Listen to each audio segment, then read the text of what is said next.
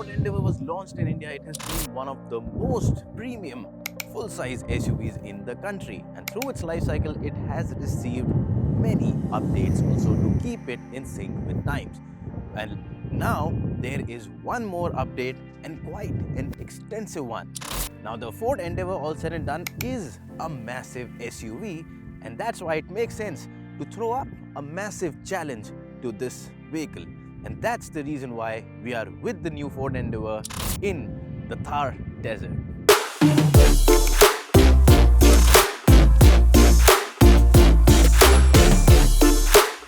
Starting off with the design of the 2020 Ford Endeavour, well, not much has changed, but yes, there are some subtle changes. The headlamps are all new, and of course they have this good looking LED DRL, and the other big change is the inclusion of new alloy wheels here, which by the way look really cool and complement the dynamic stance of the Ford Endeavour. But that's about it.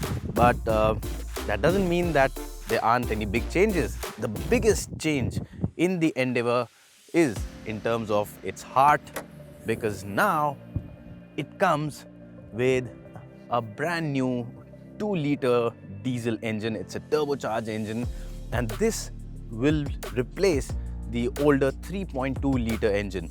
Now it's a smaller engine, so yes, the Endeavour has lost some of its power.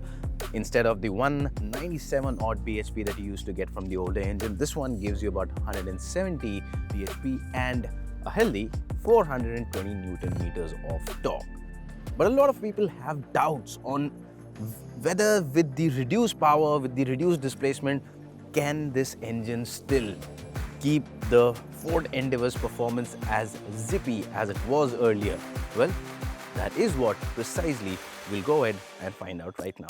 But before we get to the part about driving and the engine, let's talk about the changes inside the cabin first, because that's where you and your family will be spending a lot of time. Now, as far as changes inside the cabin are concerned, well, once again, changes are just like the exterior, quite a few. But the ones that have been made are noticeable ones. Now, the first one is this new gear shift lever. Now, this is for the 10-speed gearbox that we will talk about shortly. So yeah, looks good, gives a bit of a premium dash to the cabin. As far as the touchscreen infotainment system is concerned, again, few changes. The screen, the design, all of it is same, but yes, it has been updated with the latest version of Sync 3, and you continue to get Android Auto, Apple CarPlay. The touch response is nice, the resolution is nice, and the interface is quite simple and easy to use. One of the other new things, and quite a nice one, is that in the instrument cluster, the design is not changed, but now there is a display wherein you can see what gear you are in of the 10 gears that have been offered.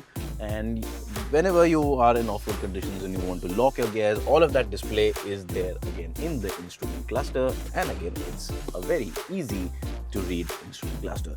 Beyond that, the Endeavour continues to be like it was. It's got a comfortable cabin, great seats, lots of space, good features all around, lots of cubby holes to place in bottles, small stuff, and you have this wonderful looking panoramic sunroof as well, which adds airiness to an already spacious cabin. So not much has changed, but not a bad thing, because the Endeavour was and is the most feature equipped SUV in this segment, and it's only gotten more comfortable and better now. And now let's talk about the most interesting bit, the off-road part. Now, the updated Endeavour doesn't feature any major changes when it comes to things like off-road capabilities. Changes to the suspension make a more evident difference on the tarmac. That said, the Ford Endeavour has always been great at handling off-road conditions, and the new one's no different. Once we entered the desert, our tire pressures were deflated to about 20 psi, and we set course to enter the Thar with the aim of conquering some sand dunes. The way to these dunes was a mix of ruts and loose sand, with some deep craters thrown in along the way.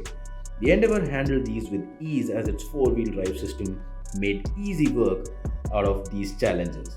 Once we entered the area ruled by the famous shifting dunes of the Thar desert, we switch to the sand mode, as that increases the throttle response to ensure there's enough power to get you out of tricky spots. Also, the 10-speed automatic transmission helped as we could lock the ratios as per the requirement and we set it to third gear most of the times.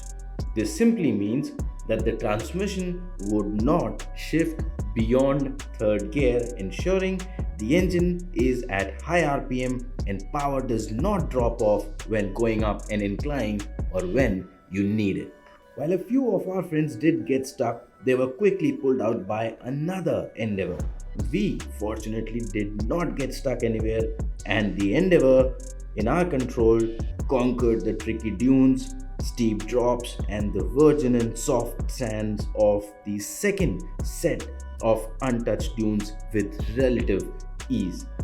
Now, most Ford Endeavour buyers will not end up pushing their vehicle to the limit that we did, but knowing that your vehicle can do all this is always comforting and good to know, and that comfort level is precisely what the new Endeavour gives you, and it gives you a lot more than the previous generation, and of course a lot more than any other vehicle in its segment presently. So now let's start talking about the main point, the main change in the new Endeavour, and that's its heart, the all-new 2-liter engine. Now this 2-liter engine replaces the 3.2-liter engine that was there in the earlier version, and yes, like I said earlier, a lot of people have doubts on whether this engine will dilute the character of the Endeavour or not. Now let's put the figures out of the way. 170 horsepower, 420 Newton meters of torque, not very less on paper. If you compare it to the competition, it is pretty much in line, but yes, it has reduced from the earlier version. Now how does it perform? Well, to start with, first thing, when you drive the new Endeavour, the first thing that you'll notice is that this 2-liter engine is much more refined than the earlier version. So the NVH levels have gone down considerably. It just feels so much more smooth to drive, so that really adds a lot to the premium appeal of the Endeavour. In terms of acceleration and performance, it's a turbocharged engine, but still it has been engineered well, so you do not face any lag, and that's primarily because the 10-speed, mind you, the world's first 10-speed automatic transmission masks the lag very well. So you start off just off the line, there's very little lag, and acceleration is healthy. If you compare it to the 3.2-liter, yes, there is a slight reduction in the poke that you get now, but it's still not bad, and the Endeavour can still hit highway speeds with ease, go beyond those speeds with ease, and maintain them. The gearbox, well, the gearbox is really nice. It's a 10-speed gearbox, and it is a really smart and intelligent gearbox. So one of the good things about this unit is that it has got the ability to skip gears. So if you're driving in third, and this, unlike many other gearboxes, does not depend purely on the engine RPM for its shifts.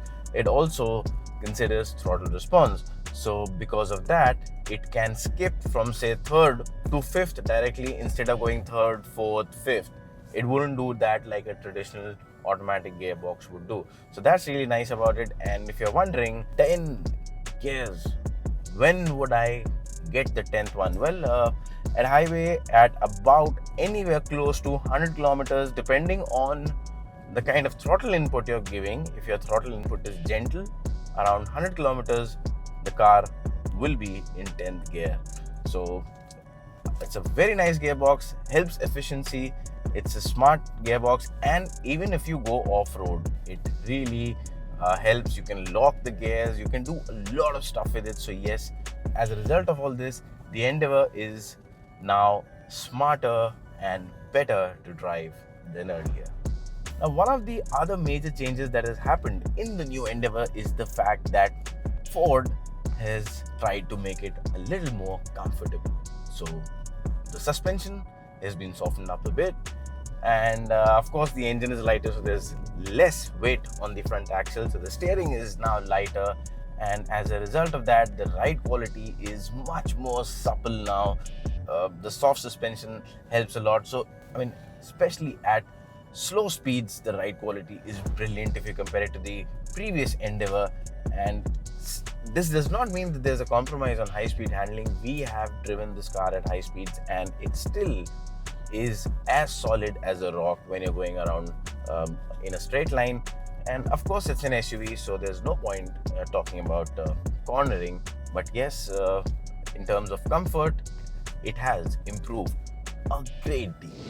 So now that we've discussed all the features and the updates about the new Ford Endeavour, well, it's time to tell you, is it really worth the money? Well, first of all, the money, that's the most surprising part, because despite the addition of so many new features and technologies, Ford has been able to keep the pricing quite aggressive. In fact, if you look across the variant range, prices have gone down for the new model vis-a-vis the 3.2 litre that is no longer in production. So that's a really nice thing from Ford.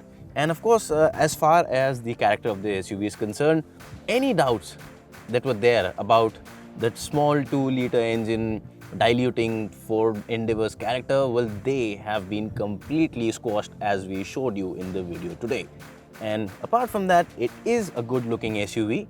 It is loaded with features. It is still the best SUV to drive in its segment, and it has got a stupendously comfortable cabin, and like we told you, it's now more comfortable than the earlier version. So add up all of these things and what you get is that the Ford Endeavour was anyway the best driving and the most value for money SUV in its segment earlier, and now it's just gotten a lot better.